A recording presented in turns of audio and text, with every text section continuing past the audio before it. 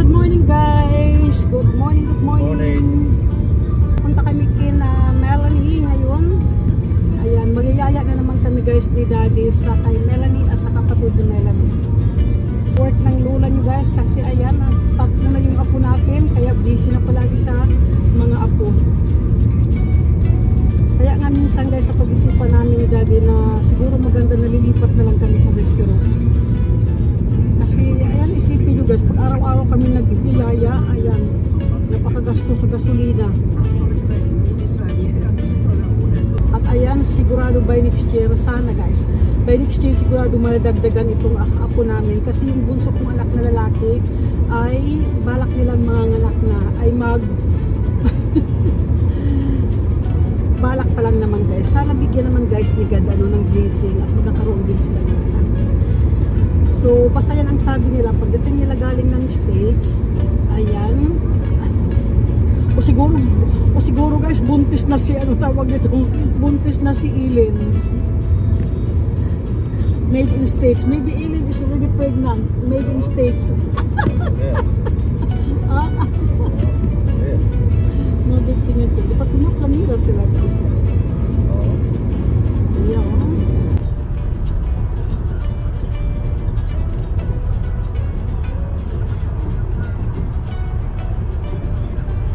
Ito na kami guys, kina Lani Kay, kina Melanie. So ayan mga labis. Dumating na kami, dito na kami kina Melanie. Ayan, ready na kami magyaya.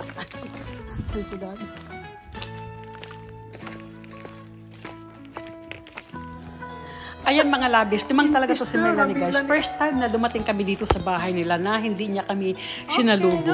So ayan guys, so tinanong ko si Lani Kay kung saan si Melanie. Sabi niya, akyat ka mami. So kaya guys, pag akyat ko, ayan, ito ang nadatnan ko guys na may sulat siya doon. Nakita niyo yung sulat kanina na don't disturb me daw. Sabi niya ganun. Ay nako, kaya yan, pinabayaan ko na lang. Bibisita tayo ngayon guys kay Apo. Ayan, katatapos lang niya guys kumain.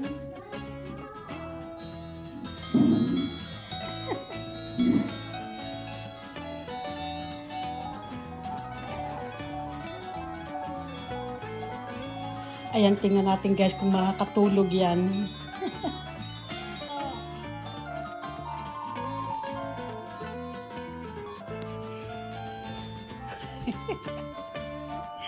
Ayan, sarap ng pakiramdam ni Mela ngayon guys. Busog siya. Ayan, tumatawa siya.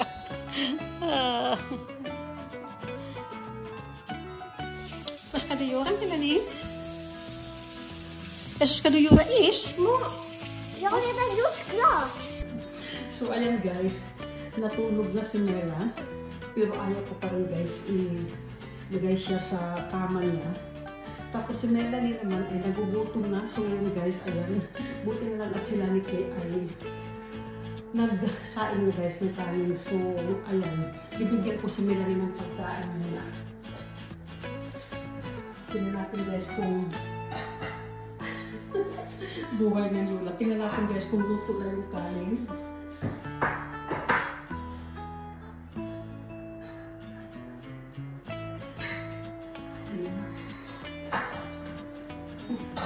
So ayan guys, dito na yung kanin.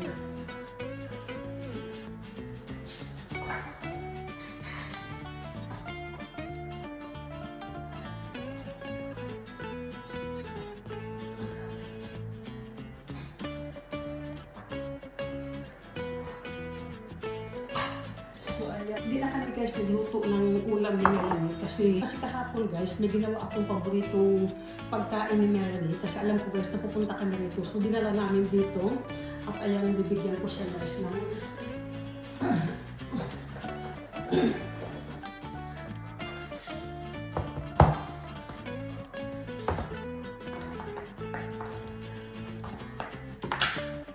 so ito guys, ang linuto ko kay Melanie. Ayan, ay paborito niya itong mga labis. Ayan, kuha tayo ng kutsara. Kanduhin sa nila ng spray of Mila spray dito. Ang buhay ng Lola. Mila can show up. So you can be gonna get. Oh, ah? Oh, in France? Fit yung lola, ah? So, guys. Oh, may fit daw. Okay. So, ayan. Buhay ng lola, guys. Pero masaya. Ayan. Ihahalo muna natin ito at iinitin natin sa micro-oven. Pero depende kung sabihin ni Melanie na tama na. So, hindi na siguro natin iinitin. So, ayan, parang malamig pa. Kaya iinitin ko, guys, dito sa micro-oven. Tapos mga Melanie, hindi ilabog na siya. Wala po ito. Ayan, papatikin ko muna kay Melanie kung tama. Tapos mo ako. Iwan mo sila. Rikat? Ha? Ha? Oo, siya mo. Ayan, malamig pa daw, guys. So, iinitin natin. Okay? Ito naman ang ganda, no? Ito na.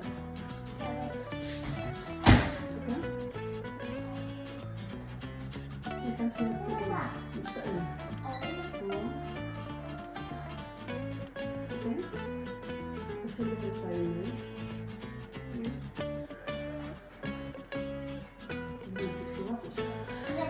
Kinukuhaan ako ni Melanie, guys, kung paano mag-init kasi hindi ko natandaan, guys, kung paano gamitin yung micro-oven nila.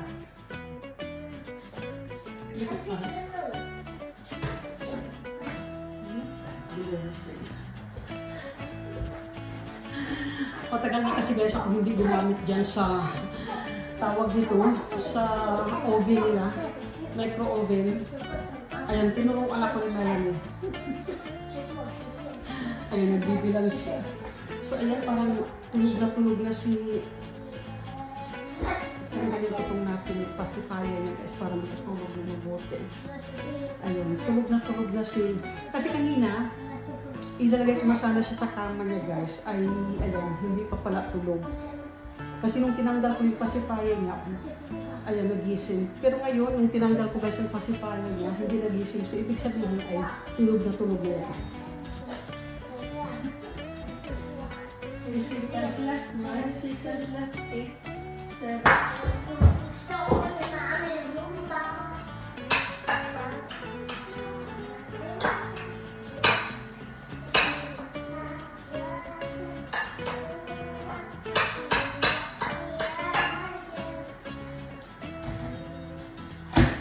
Ayan, tulog na talaga si Mila kasi kahit gaano kaingay namin dito, hindi nagigising. So ayan, pagkatapos ko kay Ila, pagkatapos ko kay Mila, so ayan, papakainin ko si Melanie.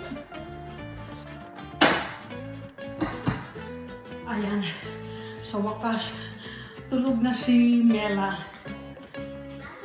Yung mga Mila Corbs ko ganap guman? Reka din, Ila?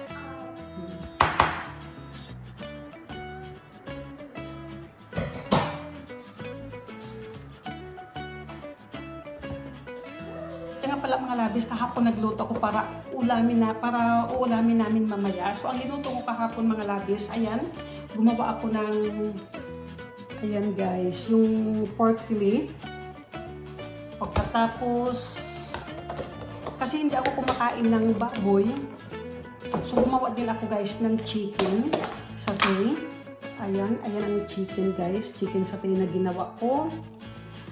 Pagkatapos, gumawa din ako guys ng mixed vegetables. Ayan ang linuto ko kahapon. At yung pang-apat na linuto ko kahapon, pinakita ko na guys kanina. At ito guys, ayan, ito ang paborito ni Melanie. Every time na pumupunta si Melanie ng bahay, ayan, ito ang ulam niya. Pero dito sa bahay nila guys, ay naku, hindi yan pwede pumili ng pagkain. Kung ano ang nasa table, ayan ang kakainin niya. Pero pag andun siya sa bahay, ito talaga guys ang ino-order niya palagi. So ayan, ito ang ulam namin mamaya. So ayan, makapagpahinga na ako kay Mila. Kasi natulog na guys. Siguro matutulog yan ng 2 hours. At sila ni Kay naman, ang trabaho niya ay, sabi niya mga 3 hours lang daw si Lani Kay. Kasi ang pasyente niya ngayon guys is 2 lang. Buti na lang at malapit lang ang trabaho ni Melanie. Ni Lani Kay, yan ang pinaka-private clinic niya. Yan sa puti na yan. At dito tayo guys sa loob ng bahay niya. So ayan, ipapasok na muna natin ang pagkain. Ang ginawa ko guys dito sa refrigerator. Kasi mamaya pa kami kakain.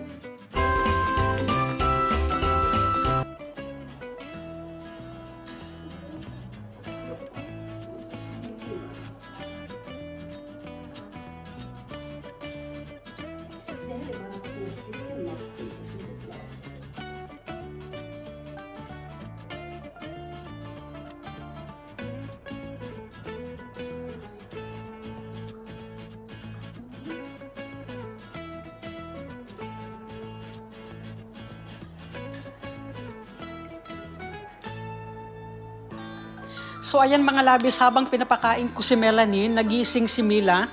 Kaya itong ginagawa ni Mami guys, dinuduyan ko dito si Mila.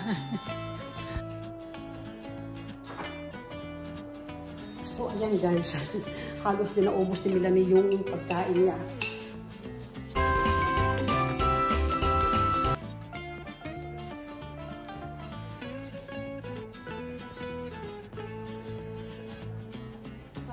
Tulog si Mela ng matagal.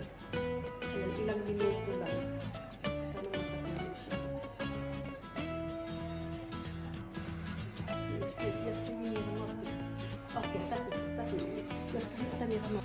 Dito tayo sa kabilang kwarto guys. Ayan. Hanap tayo guys kung ano ang maisusuot niya. Ewan ko kung saan dito yung pwede natin gamitin. Mga labis, kasi tumae nga si Mila, super dami guys. Pati yung damit niya ay nagkaroon ng tae niya. Kaya ayan, binihisa ng mami, binihisa ng lula. At ako naman guys, wala akong kaalam-alam sa mga gamit ni Mela kung saan linagay ni Lani Kay. Pero ang nakita ko ito. So ayan ang sinuot ko sa kanya. Pero hindi ko na siguro guys lagyan muna ng pantalon kasi medyo mainit. Ayan, isara na natin itong cabinet. Ayan, sana ang ipapasuot ko kay Mila. Pero andito lang naman tayo sa loob ng bahay. So ayan, kasi parang panglabas ata itong damit na ito. Ito kasi ang unang kinuha ni Melanie. Ayan, ilagay na muna natin yan dyan. Ayan, isira na natin itong cabinet niya mga labis. Ayan. Sarap ng pakiramdam ni Apo kasi nakatain na, kumain, pagkatapos kumain, tumae. Kanina pa yan gising. Baba na muna kami mga labis. Dalawa pala ang ganito guys ni... Sa palagay ko ito ay bago at yung nasa baba ay luma, yung kay Melanie ata yan nung maliit pa siya.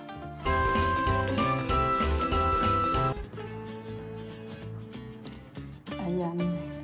Nakatulog na si Apo Heshi. Ayan, tulog na si Mela at andun si Melanie.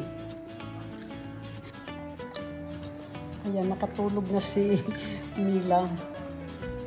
At si Melanie kumakain, nag-snack.